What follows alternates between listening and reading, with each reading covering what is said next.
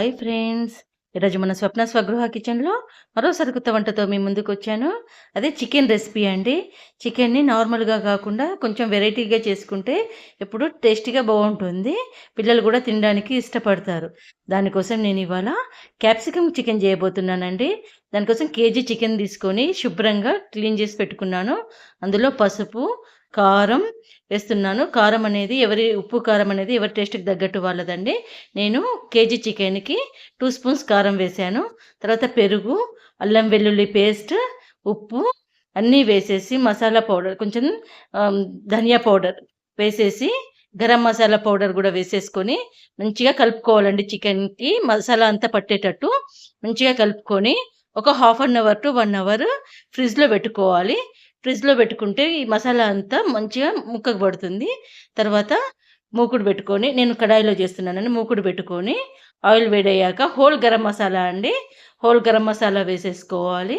లవంగ, పట్ట, బగారా ఆకు అన్నీ వేసేసుకొని అవి కొంచెం వేగినాకే తర్వాత కరివేపాకు, పుదీనా ఉంటే పుదీనా వేసుకోవాలి.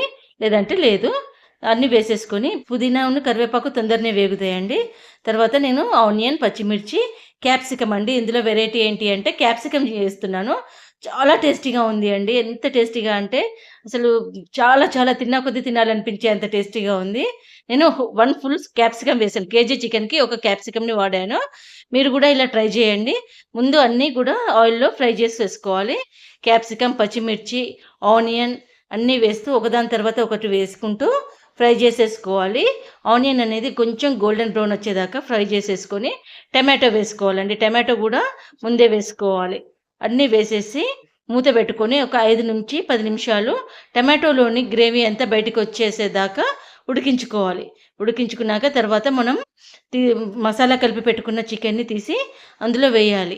వేస్తే తర్వాత ఈ చికెన్‌లో ఆల్రెడీ ఫ్రిడ్జ్‌లో పెట్టుకున్నాం కాబట్టి కొంచెం నీరనేది ఫార్మ్ అయ్యి ఉంటది.